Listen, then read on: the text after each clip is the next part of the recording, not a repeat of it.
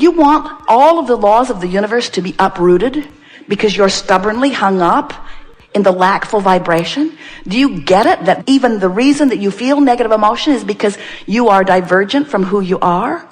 When you come into alignment with you and your vortex, with your larger becoming, you begin to radiate the one signal that is emanating there. And when you get your signal, and that's what these workshops are about, when you train the vibration of your human being into vibrational alignment with who you really are, you become a signal of influence because you become a signal not separated.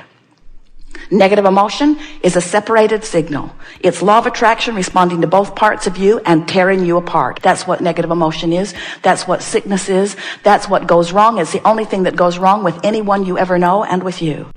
But when you train yourself to become a vibrational match to who you really are, when thought by thought and experience by experience, you train yourself into the loving, worthy, expectant of good things being that you are from your eternal source perspective, then life in this moment transforms. So we call this gathering the art of allowing. It's understanding law of attraction's relationship with the two vibrational aspects of you. Law of attraction is responding to all things. It's like a giant magnifying glass laid across everything. Law of attraction says that which is of the same vibrational essence is drawn. That which is likened to itself is drawn. And you know from your experience with your physicality, you cannot set your radio dial on 6:30 a.m. and hear what's being broadcast on 98.7 FM. The frequencies have to match up. And you can't set your radio dial on, I don't have enough, I've never had enough, I've never had enough, I've never had enough, I've never had enough. That rich bugger over there's got too much, that one's over got too much. Probably deals drugs, probably deals drugs, probably deals drugs. You cannot set your radio dial on the absence of what you want and be a vibrational match to the presence of it. Every particle of the universe has within it that which is wanted and lack of it. And your emotions will tell you which way you are in this moment pointing. Your guidance system doesn't tell you your vibrational relationship with anybody else. It doesn't tell you your vibrational relationship with your mother, with your neighbor, with your peer group, with your economy, with your government. Your emotions tell you your vibrational relationship with the expanded, new and improved version of you. So the question that this workshop wants to ask and answer is, when life has caused you to become, are you going? And the answer to that is, oh yes, you're going. So then the next question is, but are you going willingly? If you're reaching for things that feel good, you're going willingly. If you're not, then you're holding yourself in discord. You see, you can't not go. When life causes you to become something, this larger part of you has gone. And the emptiness you so often feel is because you're holding to an idea or a belief that doesn't wholly let you go. Someone's convinced you that there isn't enough of something.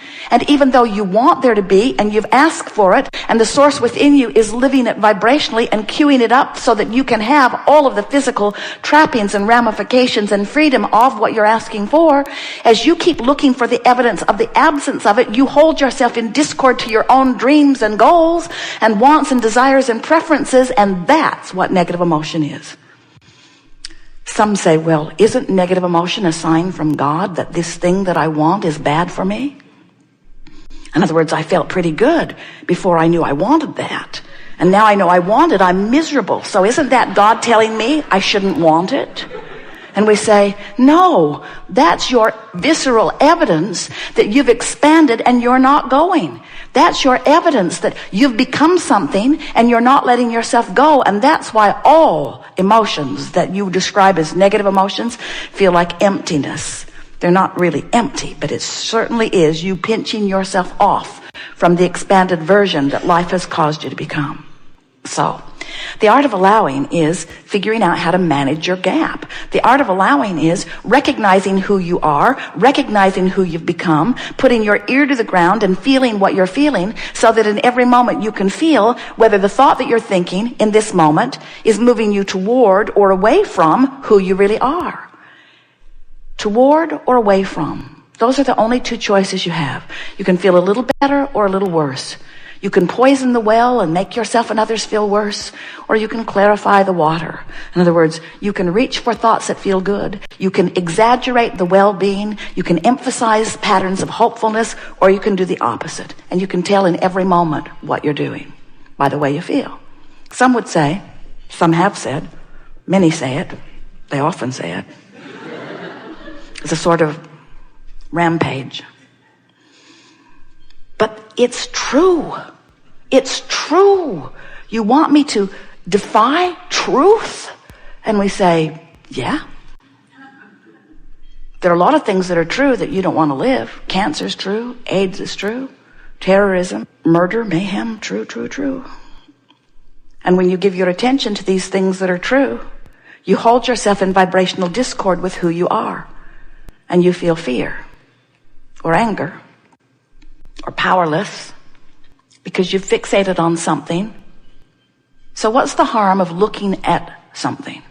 No harm in anything, but when you look at something for a while, a few seconds really, 17 is enough. When you give your attention to something for as little as 17 seconds, you activate the vibration of it within you. And now you're having a meaningful vibrational relationship with it. But it wouldn't matter if you were having a meaningful relationship with something unwanted if there were not a larger part of you that's having a much more meaningful relationship with who you really are. When you give your attention to something unwanted, you in time make it a truth or a reality.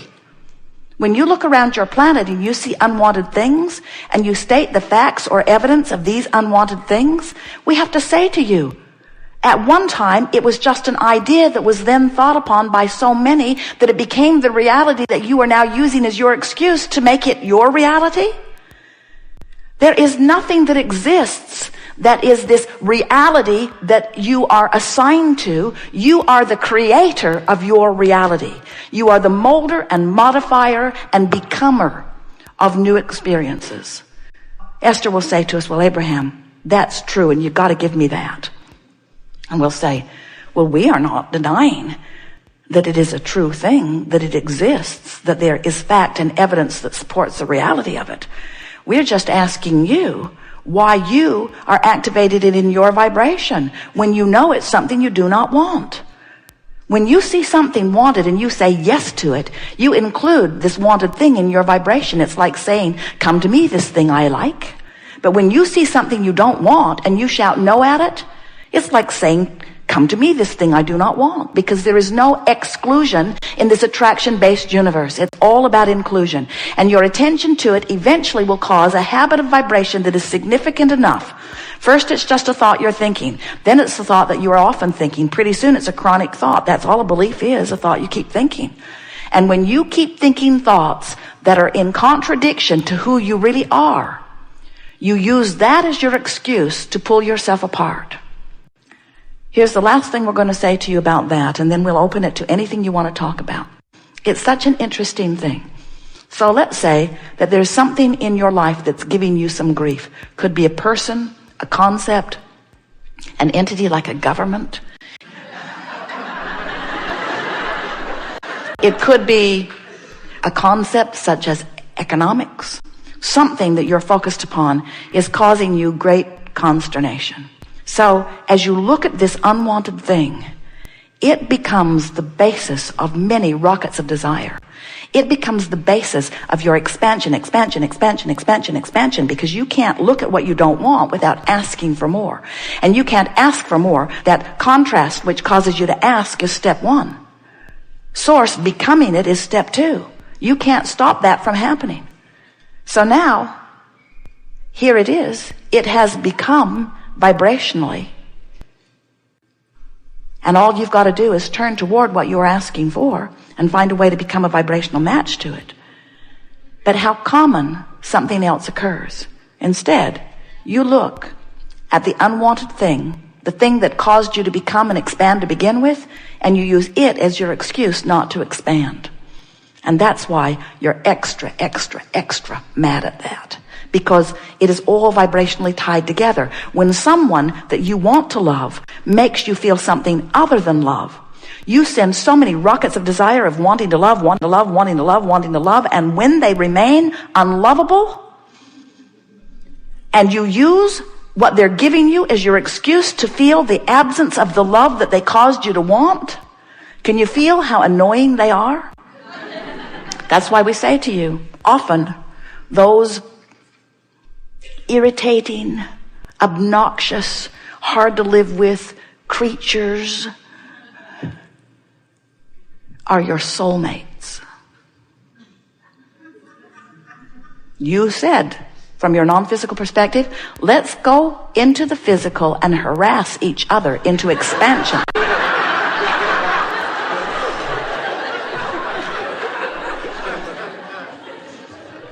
Which is the same thing as saying, let's go forth and be different enough. You didn't say, let's go forth and be so identical to one another that when we look at each other, we'll just feel good. Not one of you said, I'll go into the physical, but before I get there, clean everything up so that when I get there, all I have to do is observe the good stuff, because there's no expansion in that. You wanted variety in order to cause you individually to ask for what you are wanting.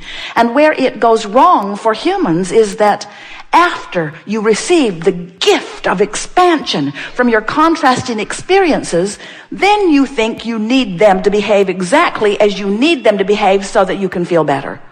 You see how it goes wrong? You say, oh, you've given me the gift of expansion, but I don't want to take the gift of expansion. I'd rather just observe you as you are. So you do all the work. You be exactly as I need you to be so that I can feel good. How's it working out? Even your children who adore you in some ways cannot bring themselves to pleasing you only, because they are hardwired to know they've come forth to find their own selfish interests and to satisfy them. And when you as an individual discover that no one else is here to please you, but that they are here to help you in your expansion, and that it's your job and your job alone to line up with the expanded version of you, then you begin to say to all others, friend, lover, child of mine, parent of mine, stranger of mine, I hold you not responsible for my joy, but thanks for the expansion. The joy is my job. Alignment is my job. Not your job to line up with my inner being. My job to line up with my inner being. Your job to line up with yours. So your marriage vows say something like, I like you pretty good. Let's see how it goes. Your marriage vows say something like, I promise you that I will not hold you responsible for the way I feel. And I will allow this delicious relationship that we are embarking upon to be the basis of my personal expansion. And I promise you, I'll take that expansion seriously, and I will do everything in my power to keep myself in tune with who life causes me to become.